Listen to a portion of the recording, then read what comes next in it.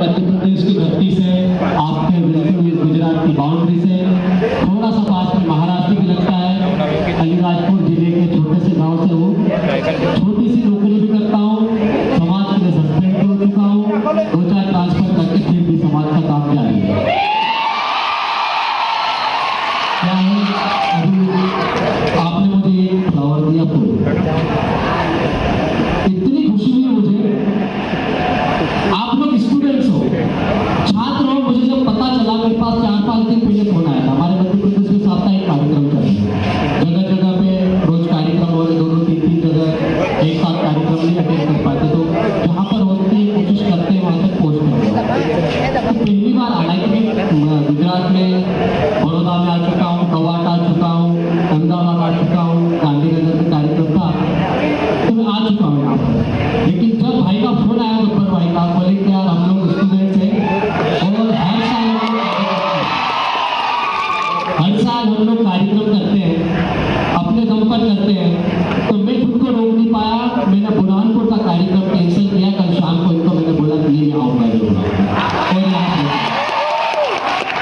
आपने अपनी जेब के, आपके पॉकेट मनी के 1-1, 2-2, 5-5, 10-10, 20-20, 50-50, 100, 200, 500 रुपये इकट्ठा कर ये जो कार्यक्रम आयोजित किया, ये छोटा मोटा कार्यक्रम नहीं हो सकता।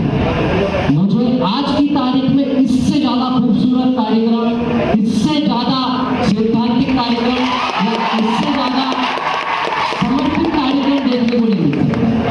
ये जो फूल है आपका, हो सकता है 10-20-50 रुपए में खरीदा हो, लेकिन मेरे लिए किसी सोने चांदी से कम है। इसीलिए मैं इसको लेके आया हूँ और लेके जाऊंगा। दोस्तों, मंच मिलना, भाषण देना, नाच गाना करना बहुत आसान काम। हम लोग आए हैं 500 किलोमीटर, 250 किलोमीटर जाते भी आते हैं, कार्यक्रम में शामिल होते हैं, बड़े बड़े भाषण देते हैं, हजारों की भीड़ होती, लाखों की संख्या में लोग आते हैं, नाच गाना करके चले जाते। होता क्या है, कुछ रिजल्ट कुछ नहीं होता। तो ये जो लोगों को लाने वाले लोग हैं, वो सबसे बड़े होते हैं। और आप सबको ये इसलिए यहाँ पर एक ताली बजनी चाहिए, क्योंकि आयोजक आप हो। आपने जितने भी पैसे खर्चे किए, ये टाउन हॉल बुक किया, तो इतना शानदार कार्यक्रम आयोजित किया। आयोजक टीम का मैं तहे दिल से धन्यवाद देता हूँ। और जितने भी ये साथी लोग बैठे हुए, सभी नौजवान साथी, कुछ मैं बड़ा होगा, कुछ लोग मेरे से भी छोटे होंगे, लेकिन 30 साल की उम्र हो चुकी मेरी।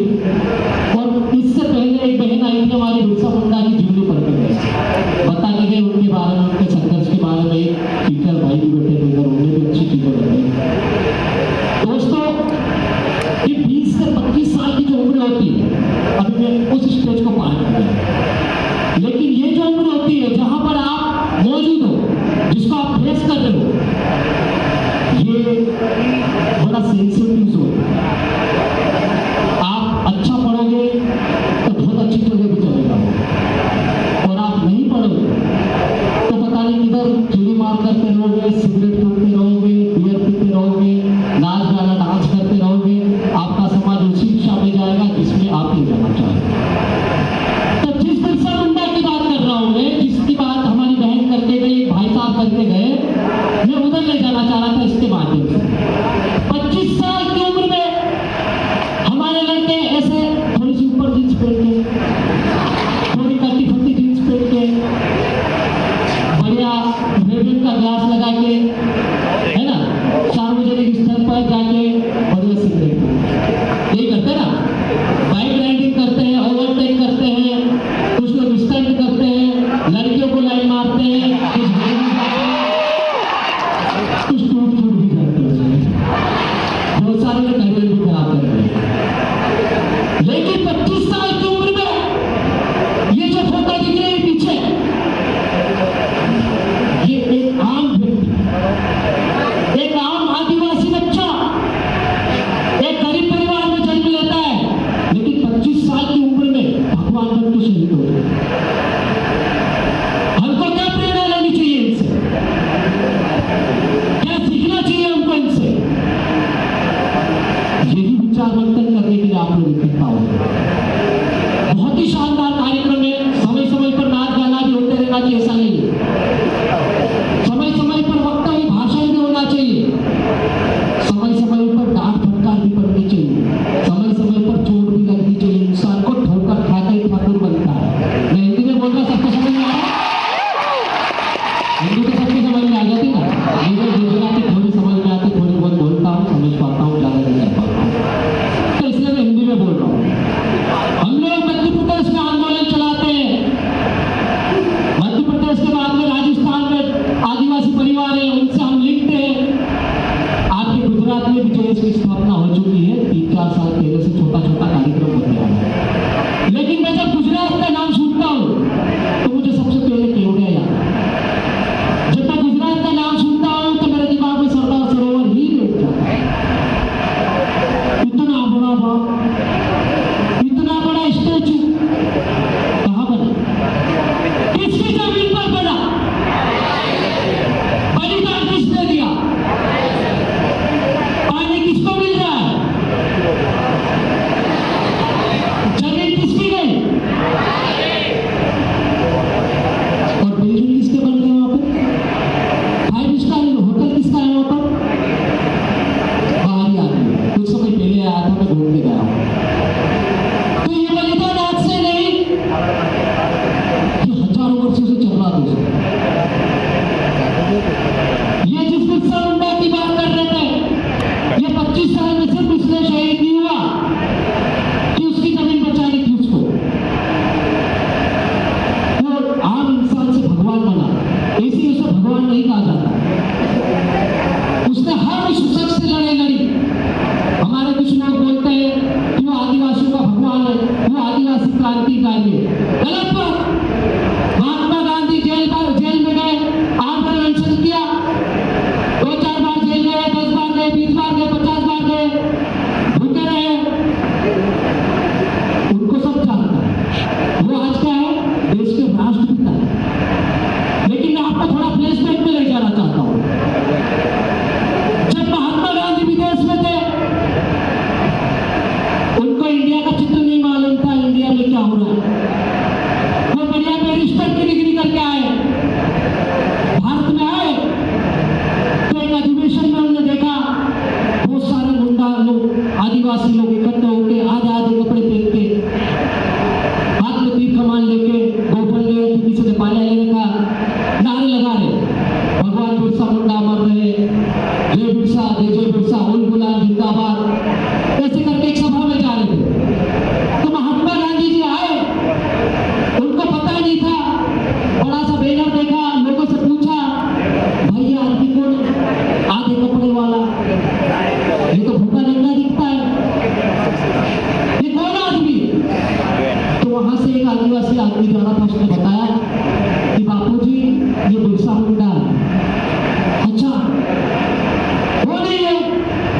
क्या करता था, क्या चाहता था? तब उस व्यक्ति ने बोला उसको कि बापूजी ये संपूर्ण स्वतंत्रता की बात करता था, अंग्रेजों को भारत छोड़ने की बात करता था, और अंगोरा हमारे देश में हमारा राज, ये नारा बुलंद करता था, और ये लड़ते लड़ते शहीद हो गए।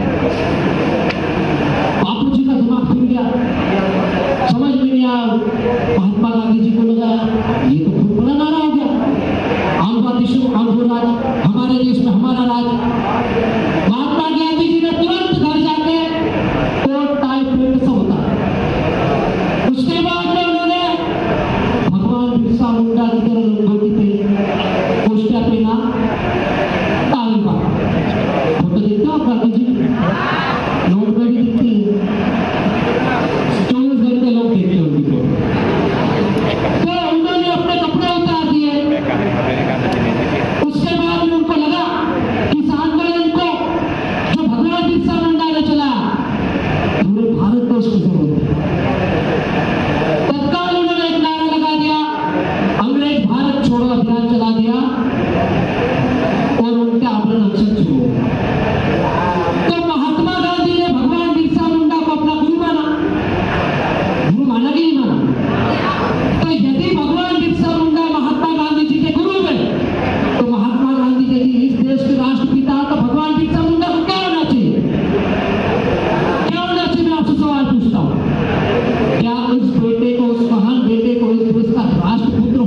क्रांति होना चाहिए कि नहीं होना चाहिए? लेकिन हम लोग क्या बोलते हैं? आदिवासी क्रांतिकारी बिरसा मुंडा, आदिवासी योद्धा बिरसा मुंडा। गलत बात। हम लोग जाति धर्म में बांट रहे हैं हमारे क्रांतिकारियों को।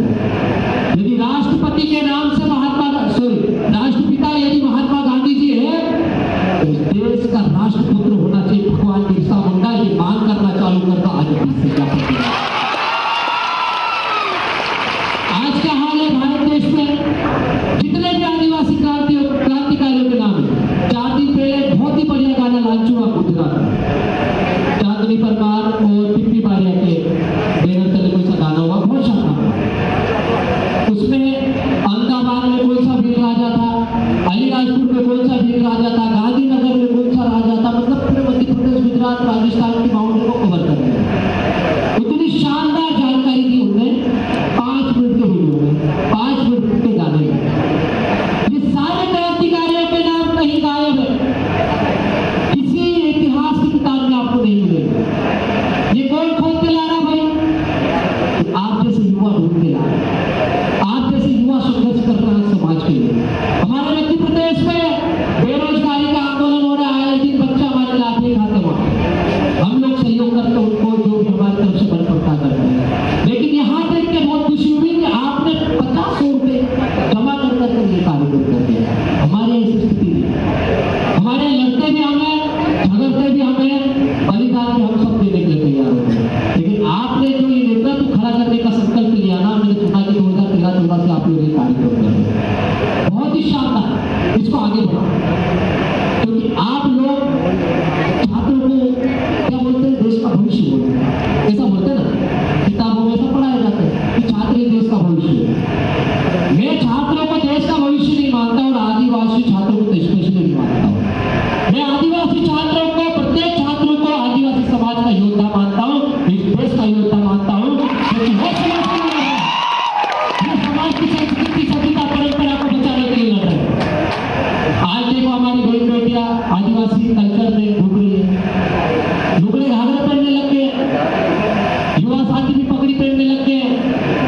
कहाँ फटी पैंट और कहाँ लुगड़ा घाघरा, देखो आइए नहीं अंतर।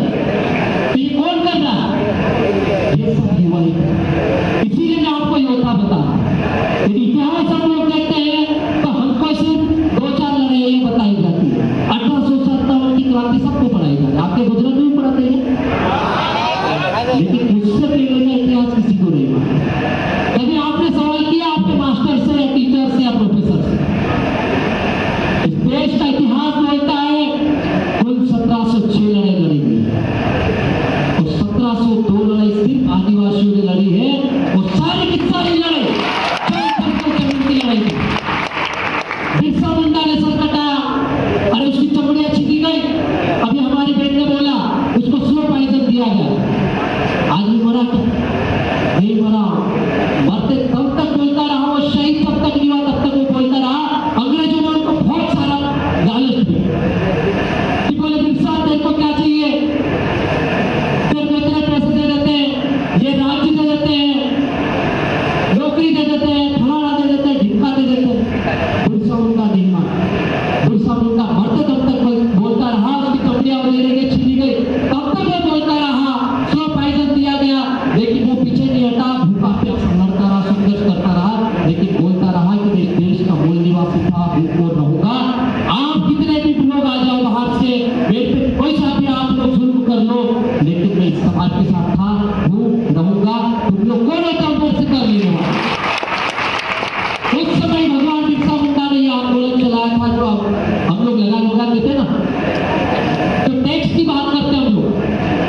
वो जो टैक्स है उसकी शुरुआत ही अंग्रेजों ने की थी, उससे पहले कुछ राजा महाराजा भी करते थे। तो उस समय से 1706 लड़ाई में से 1702 लड़ाई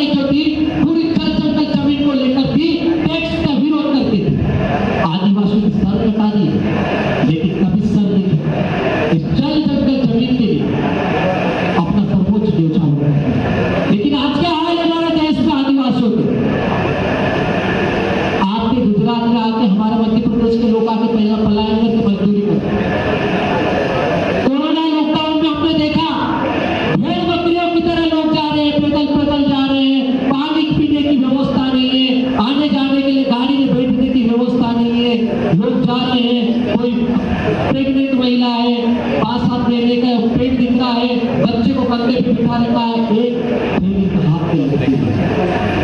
क्या विडंबना है मेरे देश में। ये हाल किसी और समाज के नहीं है, ये परिस्थिति दूसरे समाज के साथ नहीं हुई, ये सिर्फ और सिर्फ आदिवासी समाज के साथ है। हमारी बहन बेटियों के साथ बलात्कार होते हैं। छत्तीसगढ़ में चले जाओ, हमारी बहन बेटियों के स्तन निचोड़े जाते हैं, उनका बलात्कार कर दिया जाता है। नक्सली के नाम पर जंगल में ले जाकर बलात्कार करते हैं, फिर उनको बलात्कार करने के बाद नक्सली का ड्रेस पहना दिया जाता है, फिर गोली मार दी जाती है और उसी अधिकारी का प्रमोशन होता है वहां पर। क्या परिस्थितियां निर्मित हो रही है हमारे देश में। कभी पूछा आपने ऐसा क्यों हुआ? सोनी सूरी का नाम सुना आपने? कितने लोगों ने सुना? पीछे से कई लोगों ने हाथ ऊंचा किया, इधर से। सोनी सूरी देखना थोड़ा बहुत यूट्यूब पे गाने बजाने से दूर जाके सोनी सूरी को सर्च करना गूगल पे। वह एक ऐसी महिला रही आदिवासी जिसके साथ में बलात्कार ही नहीं हुआ, उसके कुत्ताओं में पत्थर तक डाल दिए, रोड डाल दिए, लेकिन वो लड़ती रही। दुल्हन देवी का नाम सुना आपने?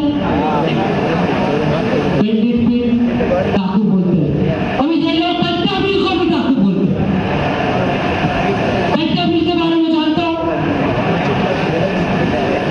आज ये कंटा बिल नहीं होता ना, तो गुजरात, महाराष्ट्र और राजस्थान की जमीन पे शायद हमारा कब्जा नहीं होता। समय ज्यादा हो गया है, आप लोग बोलोगे तो मैं नहीं बोलूंगा, लेकिन वो फ्लो में आ गया था मैं, समय ज्यादा ले गया, इसके लिए वापस जाऊंगा संचालन कमेटी से। तो उस समय पेंटा बिल का संघर्ष नहीं होता, ये बिरसा मुंडा का नहीं होता, तो आपके बदन पे ये जो कपड़े दिख रहे हैं, हमारे बदन पे जो कपड़े दिख रहे हैं, वो शायद नहीं होते, क्योंकि उस समय उन्होंने संघर्ष किया। 1935 में जो भारत का संविधान है, उसका आधार ही 1935 में निर्माण हो गया था, अंग्रेजों ने किया था, और उसका मूल आधार जिसको आज आप 5वीं छठी अनुसूची के रूप में पढ़ते हो ना संविधान में, वो वहीं से मिला।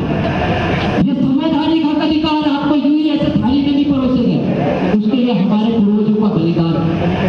कई लोग मर गए, कई लोगों का शोषण हुआ, कई लोगों को तोप के सामने बांध कर उड़ा दिया गया, किसी को सार्वजनिक जगह पर फांसी दे दी। बहुत बड़ा संघर्ष है। हम लोग आते हैं, जाते हैं, कार्यक्रम करते हैं, लेकिन आप लोग स्टूडेंट हो। मैं जाते जाते आपको 2-4 लाइन और बोलूंगा, आपसे विनती करना चाहूंगा, आपसे अपील करना चाहूंगा, निवेदन करना चाहूंगा कि आप जब भी यहां से जाए, एक संकल्प साथ में लेके जाए। आपको नौकरी तो करना ही, अच्छा पढ़ना भी है, देश के लिए तो करना ही है, लेकिन उस देश में जो मूल निवासी रहा है, जिसका सर्टिफिकेट लेकर आज आप यहाँ तक पहुंचे हो, उस सर्टिफिकेट का कर्ज चुकाना और ज्यादा कुछ नहीं करना है। आपका 10% दे दो, 10% समय, 10% आप फाइनेंशियल मदद करोगे। जब आप 10% समाज को देने लग जाओगे, तो ये भविष्य में ये जो स्टूडेंट 500-1000 रुपये करने लगे ना, इनको 500 रुपये, 100 रुपये जेब के पॉकेट मनी के पैसे खर्च नहीं करने पड़े। क्योंकि मुझे मालूम है, हम लोग इंदौर में रहते थे, तो 2000 रुपये घर से मिलते थे, तो वो 2 दिन में खत्म हो जाते। दोस्त भी तैयारी कर लेते थे, आज आया घर से तो पार्टी करेंगे, शाम को तो मुर्गा ही खाना है, फिर किराया भाड़ा हो जाता है। वापस आने के लिए हमेशा किराया मांग के आना पड़ता था, किसी न किसी से उधार लेते। तो स्टूडेंट ऐसा होता है, और यदि ये स्टूडेंट 550 रुपये कलेक्शन कर रहा है, तो ये अपने आप में बहुत बड़ी उपलब्धि है। तो आपको दिल से सैल्यूट, बहुत बहुत धन्यवाद। आपने मुझे सुना, इतना समय दिया, आपका समय ज्यादा भी नहीं लिया, लेकिन एक मोटिवेशनल 2 लाइन वाली स्टोरी बता दूं। संचालक कमेटी बोले बस 2 मिनट में खत्म कर, 2-2 मिनट करके 5 मिनट हो गए, उसके लिए भी माफी मांग लेता हूँ। तो मैं स्टोरी सुनाना चाह रहा था। आप सभी टेक्निकल स्टूडेंट भी होंगे, यूट्यूब से अभी देखते होंगे। एक